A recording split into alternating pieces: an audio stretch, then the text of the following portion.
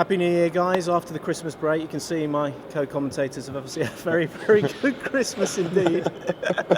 Not saying any names or anything, but PJ, the back end of last year, Drew Boy as well, was a very exciting finale to the kind of end of that year. A lot of changing of the guard necessarily. What were the players that really stood out for you that are going to look to really start to make impressions this year as well? For me, Omar Mossad, I think he had a great back end to the year after the horrendous car crash incident in July where he lost his mum and his sister. To then reach the major finals that he did, I mean, the World Open final for me was probably his best event. If he can continue that kind of form here in New York, that could really catapult and start hopefully another successful season for him. I mean, he's at number 4 in the rankings, Mossad, the Hammer of Thor as we know him on Squash TV. What other players do you think are starting to make those impressions? Obviously the Gaultier-Shorbagy rivalry is interesting. I mean, I think it's great, the fact that obviously you've got Mohamed El Shorbagy, who looked unstoppable in Hong Kong, and he can have these phases in tournaments where he just absolutely blasts his way through and looks unbeatable. But then he's also sort of open for the odd shock and the defeat, like we saw at the World Championships where James Willstrop suddenly came back to life and beat him in an absolute stunning match. Yeah, sure. So I think that's very open. Obviously I love the fact that Gaultier is there. He's so sort of charismatic. And he can just produce anything, and he looks amazing when he's on fire. You think back to sort of the World Championships, you think to the US Open.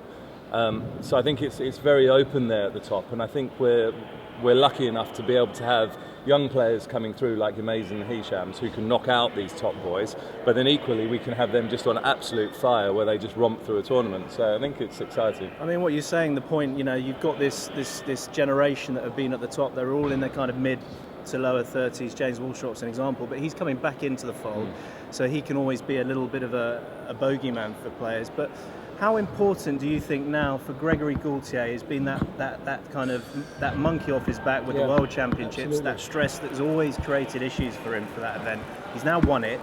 He lost his world number 1 position to Mohamed El Shorbagy for the January rankings, but do you think that's going to help release Gaultier through this year? And I mean, if he gets it together mentally, we know physically and technically he could also dominate.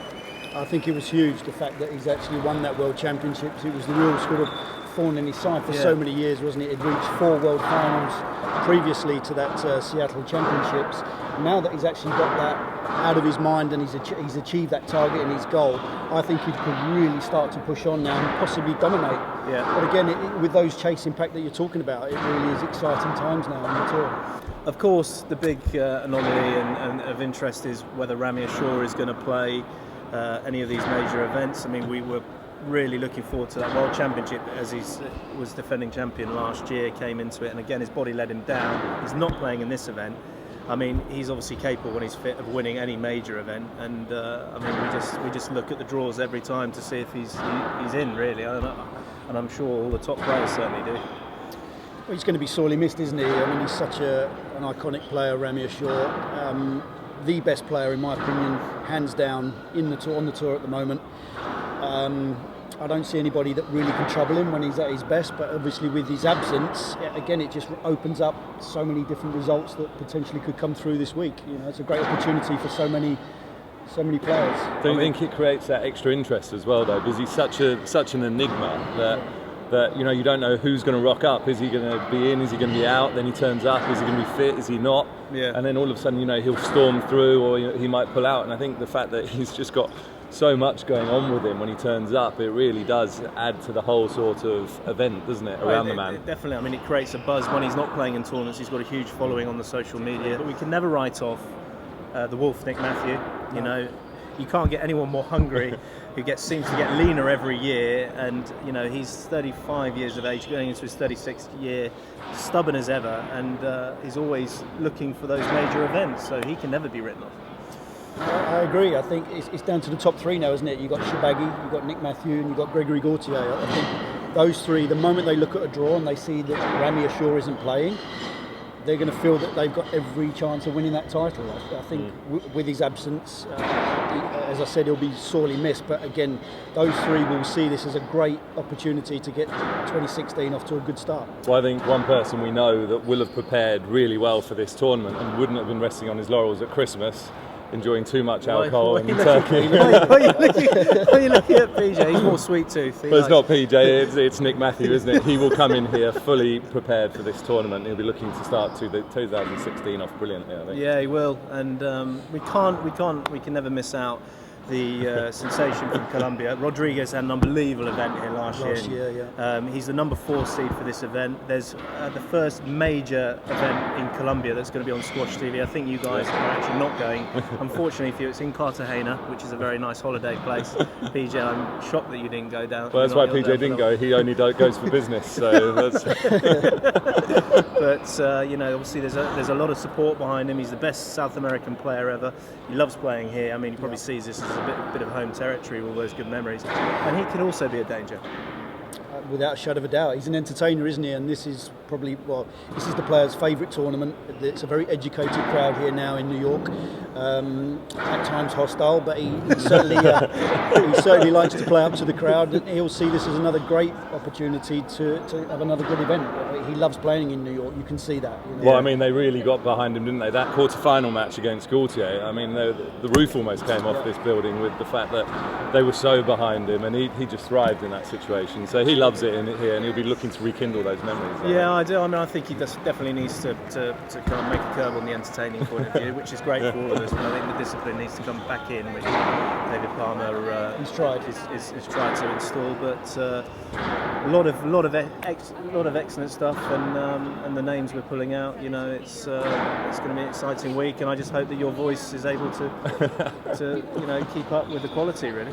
All right, as you know, the viewers do actually love it. The millions of them write in, and I'm going to go for a prediction from both of you. I know that you're getting better at this now. Don't sit on the fence anymore. Come on. That fence is now fallen down. I was getting too many splinters. You were.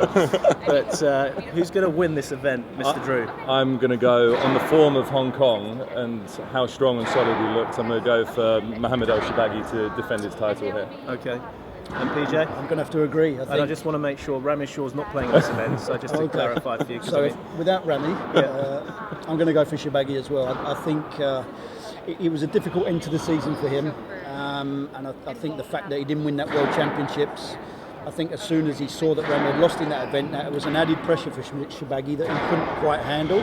I think with the break over Christmas, he's gone away and he would have done some good hard work over that period, and I think he's going to have a really good season, personally. Well, I'm going to have to go. I can't believe this. I'm going to go with the grain. I'm actually going to predict for this tournament as well, Mohamed El Shorbagy. I think that he's got his house in order. Gaultier has not really had much joy against Shorbagy. You know, it was Wilstrop that knocked him out for those World Championships, and I think the Egyptian's back at world number 1, and I think he's going to be looking to stay there. So this could well be. If there's a commentator's curse, then we've just given it, haven't we? Well, Three of us. You know, at the end of the day, they can always ask for Simon Park. I mean, we're looking at the schedule this year, 16 live matches in the men's on Squash TV. That's including some of the smaller events, a huge amount of coverage for those tournaments, and the guys are going to have another very heavy schedule. What is interesting about the schedule, because you made the point last year, PJ, travelling backwards and forwards between the time zones, coming back from Qatar to the West Coast after being on the East Coast, and all the different factors involved with the travelling and performance. This year, it looks a bit more of a balanced schedule. You've got Hong Kong with the China Open, you've got the Middle Eastern tournaments that are a bit closer together, and it looks like it's more intelligently spaced, which obviously is going to add to quality of the squash. I mean, it might not give up those results we saw at the end of last year, but at least for the players, it's a bit more of a balanced kind of formation for them. Yeah, I think the players are going to come in a bit more of a fresh state of mind. At the back end of last year, for me, geographically, was an absolute nightmare, wasn't it? Yeah. And that's why we saw so many topsy-turvy results, and we see these younger players starting to come through. With the schedule being the way it is now, the players, I think, can get into a better rhythm, and you'll really start to see the class come through, because they don't have those adverse conditions to deal with. Might even result in fresher commentary. Well, I don't know about that. I very much, I think we'll be absolute corpses by the end of the year. But it depends on our back team, really. But no, I'm looking forward to it. It's going to be another fantastic year. Lots of coverage, as I said, on Squash TV. We're going to be adding a few extra bits. PJ is going to be doing his own lifestyle program, which we're looking forward to. So yeah, lots to do. But enjoy, and this should be a cracking tournament.